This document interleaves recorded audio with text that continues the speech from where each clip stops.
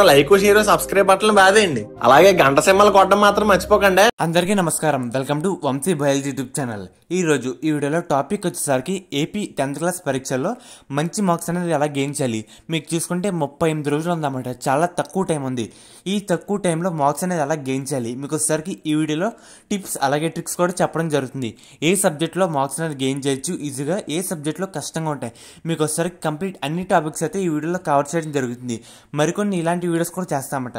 So వీడియోలోకి వెళ్ళే ముందు చాలా మంది ఏమని అడుగుతారంటే, సో ఫస్ట్ మాకు చెప్పే ముందు మీకు 10thలో ఎంత వచ్చింది అని అడుగుతారన్నమాట. నాకేంటంటే 10thలో 9.5 వచ్చింది. అది కూడా నాకు చికెన్ బాక్స్ వచ్చింది. నేను చికెన్ బాక్స్తోనే ఎగ్జామ్ అనేది రాసామట. సో నేను ఎగ్జామ్కి అలాగే అటెండ్ అయ్యి రాశాను. సో నాకు ఏ టిప్స్ అయితే ఉపయోగపడినా మీకు ఆ టిప్స్ చెప్పడం జరుగుతుంది. సో వీడియో చివరి వరకు చూడండి. సో మీకు ఏంటంటే ఫస్ట్ మీ భయాన్ని పక్కన పెట్టండి. సో ఫ్రెండ్స్, చాలామంది ఏంటంటే 38 రోజులు టైం ఉంది కదా, ఎలా చదవాలి ఈ ప్రాసెస్లోనే చాలామంది గడిపేయడం జరుగుతుంది. సో ఈ ప్రాసెస్ని ఫస్ట్ పెట్టి భయాన్ని పక్కన పెట్టి మీరు వచ్చేసరికి ఫస్ట్ మ్యాథ్స్కి ప్రయారిటీ ఇవ్వండి.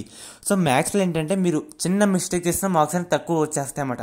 ఉదాహరణకి ఫార్ములా, గ్రాఫ్స్ ఇవన్నీ ఉంటాయన్నమాట. సో చాలామంది వీటి మీద కాన్సన్ట్రేషన్ చేయండి. సో అలాగే ఫస్ట్ తెలుగు అండ్ హిందీ ఏంటంటే ఈజీగా రాయొచ్చన్నమాట. మీరు పోయమ్స్ చూసుకున్నా, క్వశ్చన్స్ చూసుకున్నా ఈజీగా మీ సొంత మాటలో రాయొచ్చన్నమాట. మీ బుర్రలో కూడా ఉంటుంది స్టోరీ, అలాగే స్టోరీ పరంగా కూడా మీరు రాయొచ్చు. సో తెలుగు హిందీ పక్కన పెట్టండి. అలాగే ఫిజిక్స్ అండ్ బయాలజీ తీసుకుంటే అయితే డయాగ్రామాటిక్ క్వశ్చన్స్, థియరీ క్వశ్చన్ అనమాట. ఈ ఎక్స్పెరిమెంట్లు ఎలా చేయాలి వీటి గురించి అయితే ఉంటుంది. సో ఫ్రెండ్స్, ఫస్ట్ మీరు సోషల్లో హిస్టరీ చదవండి. హిస్టరీలో వరల్డ్ వార్ టాపిక్ అయితే కవర్ చేయడానికి ట్రై చేయండి.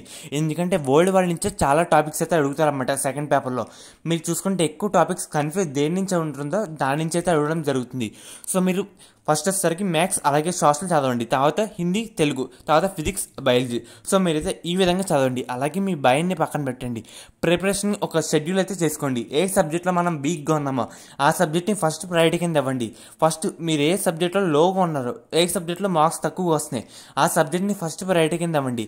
అలాగే మార్నింగ్ 4 నుంచి 6 వరకు చదవండి. ఎక్కువ కూడా చదవమని చెప్పట్లేదు, 3 గంటలు సరిపోద్దన్నమాట. మీరు కరెక్ట్గా చదువుతారు. ఎందుకంటే మార్నింగ్ కూడా మైండ్ ఫ్రీగా ఉంటుంది. అలాగే ప్రీవియస్ పేపర్స్, మోడల్ పేపర్స్ కూడా సాల్వ్ చేయండి. సో మీరు దాంట్లో ఏంటంటే ఏ రామంలో మార్క్స్ అనేది తక్కువగా వస్తాయి మీకు ఒక ఐడియా కూడా రావడం జరుగుతుంది. అలాగే ప్రాక్టీస్, మీరు ఎంత ప్రాక్టీస్ చేసినా చేస్తూనే ఉండాలన్నమాట. అలాగే మీ సార్ని ఏమైనా డౌట్స్ వస్తే మొహమాటం కింద అడగరన్నమాట. చాలామంది ఏమైనా చిన్న డౌట్ వచ్చినా, ఇది ఫైనల్ ఎగ్జామ్స్, పబ్లిక్ ఎగ్జామ్స్ కాబట్టి మీరు బయటికి వెళ్ళి ఎగ్జామ్ అనేది రాయాలి వేరే చోట. సో చిన్న డౌట్ వచ్చినా అడగండి. వాళ్ళు మళ్ళీ మీకు వచ్చినా అడగండి అన్నమాట. ఎందుకంటే వాళ్ళు ఎన్నిసార్లు చెప్పినా మీరు అడిగినా ఎక్స్ప్లెయిన్ చేయడానికి చూస్తారు.